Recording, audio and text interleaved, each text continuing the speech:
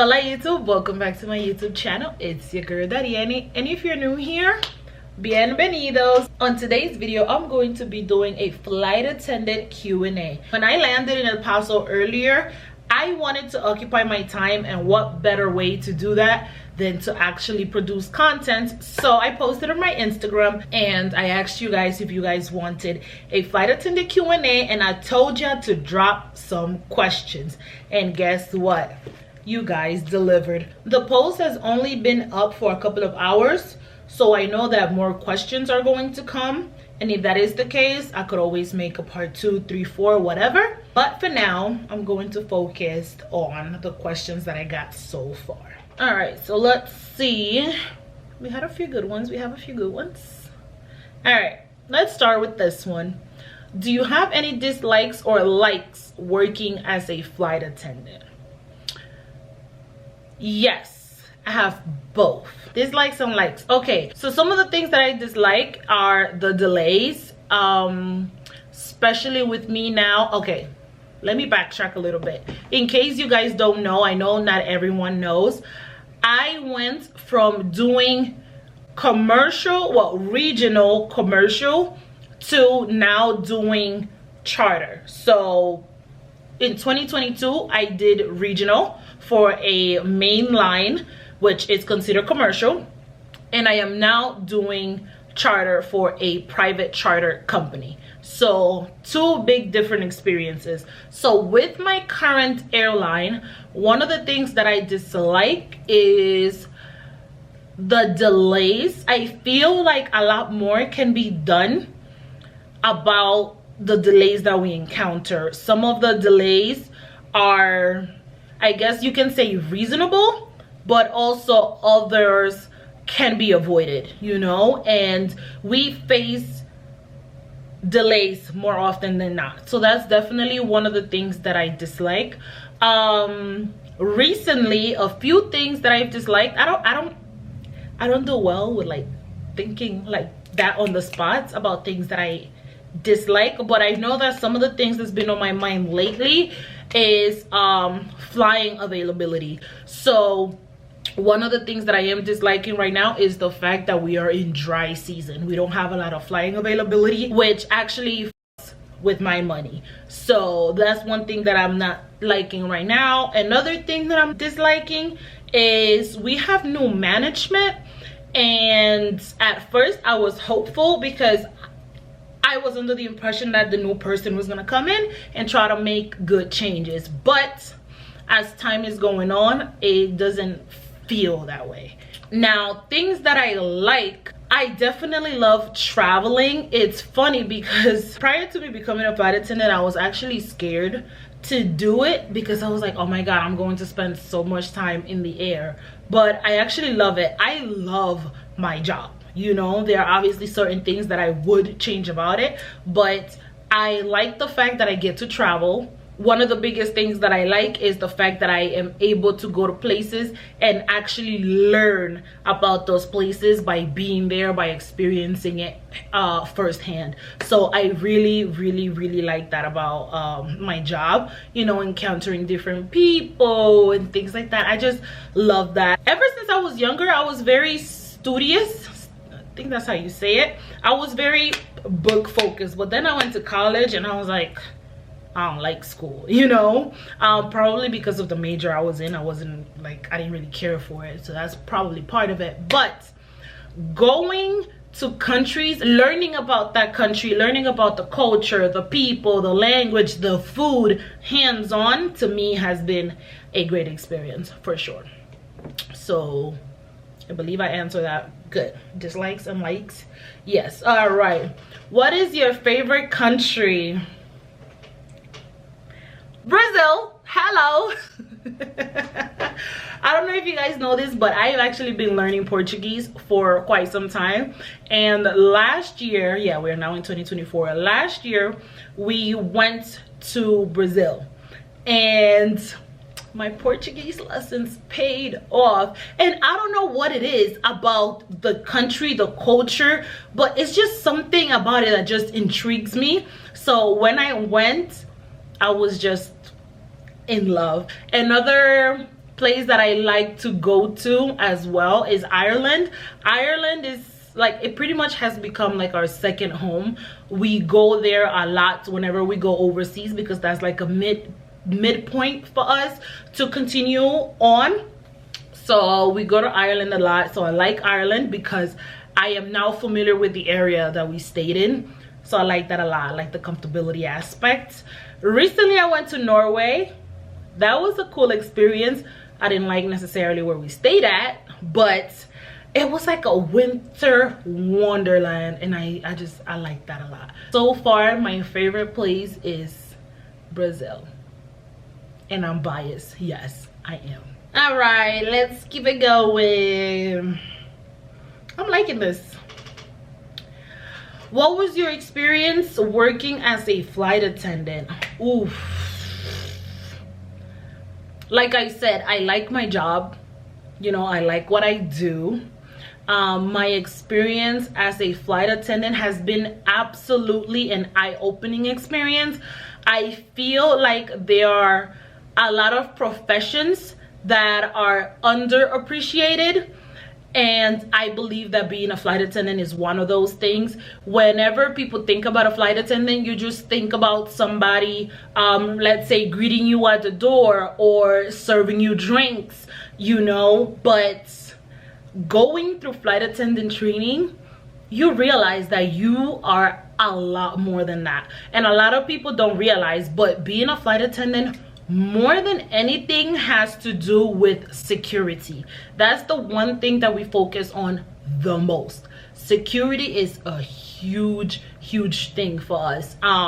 So yeah, when you're a flight attendant, you wear a lot of hats. You know, you are a first responder, and in that umbrella, doctor, a firefighter. When I was in commercial, not everyone that flew was flying for a good reason. You know, there were people that were flying because they had a death in the family, so they was going to go take care of that. Or there were people flying after a breakup. Not everyone that flies are going to like a fun destination to have fun. And sometimes you have to be a counselor. Sometimes you have to be like a nurturing parent or mother, you know. So you wear a lot of hats as a flight attendant, and I like my job. I like my job a lot.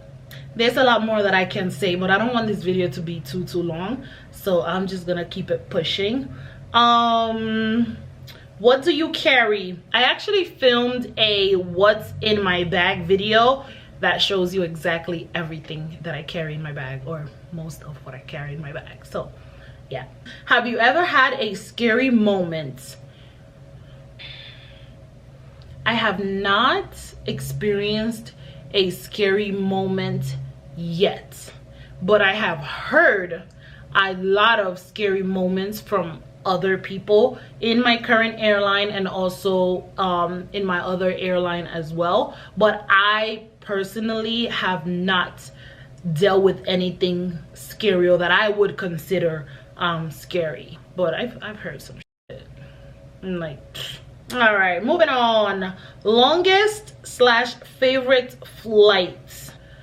I would say coming from different places overseas to the States, those are, I would say, our longest flights.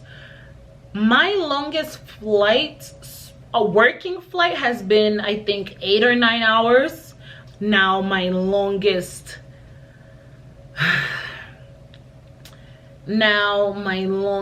duty period has been almost a day. Ugh, that's a day that I don't wish to even remember. But yeah, my longest flight has been about 8 to 9 hours, thereabout.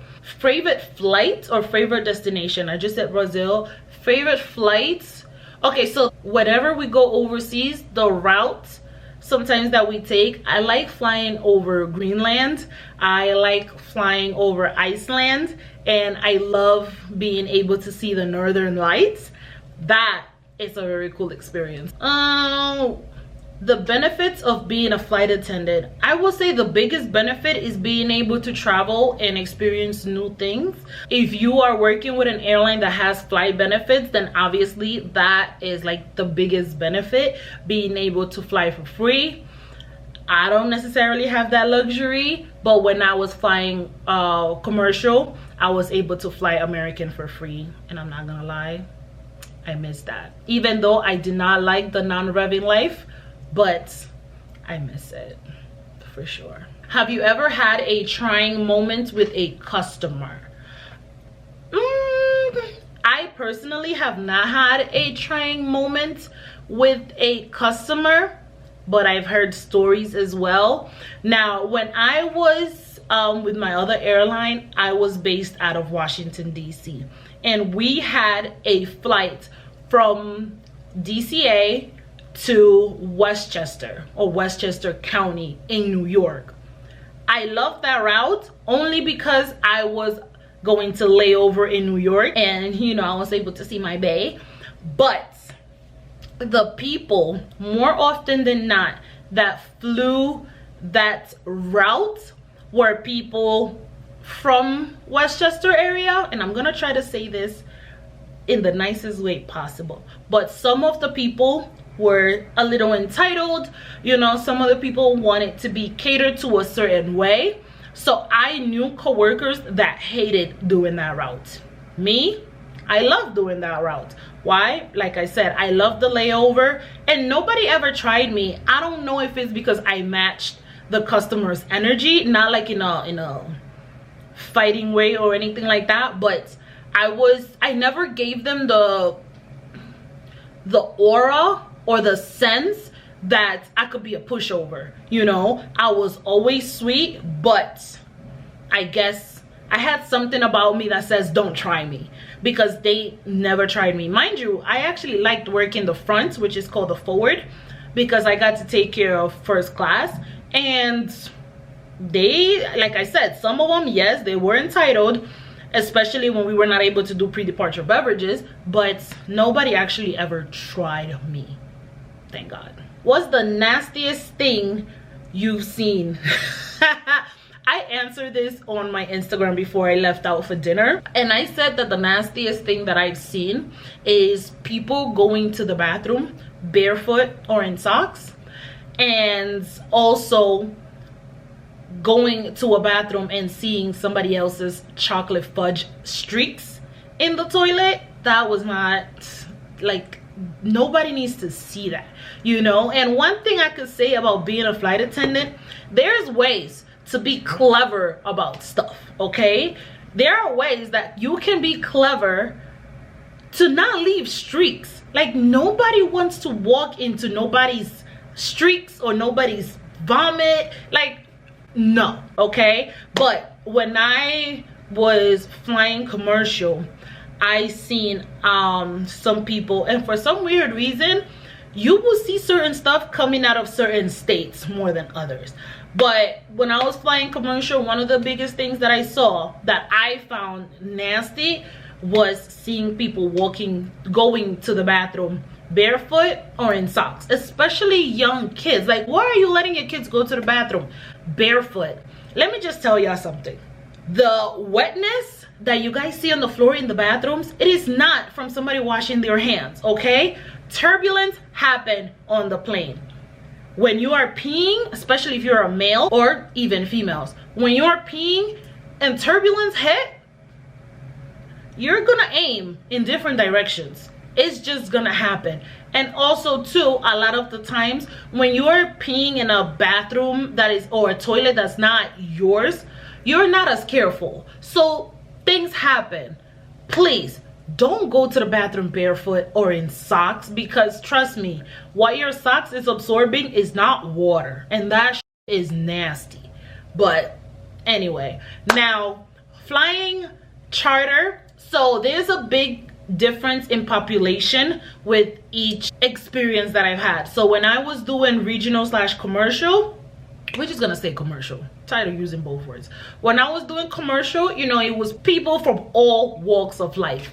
Now with charter, we do a lot of military flights and a lot of special flights as well, or VIP flights. And a lot of the military men and women, they just want to eat, sleep, and some of them, listen, food just go right through them. Okay, so like I said, one of the nastiest shit I've seen in charter was seeing people's chocolate streak, and it's something that unfortunately I get to see often, and I wish I didn't. So yeah, in your experience, what's the difference between commercial and charter flying?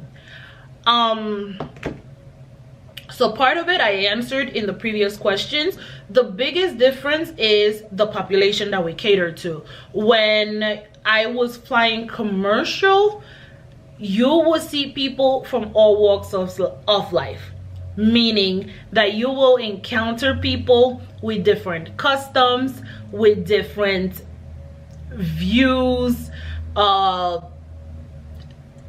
everything. Not saying that we don't see that in charter with the military people, but when I was doing commercial, you encounter all types of people, all types of attitude, all types of craziness.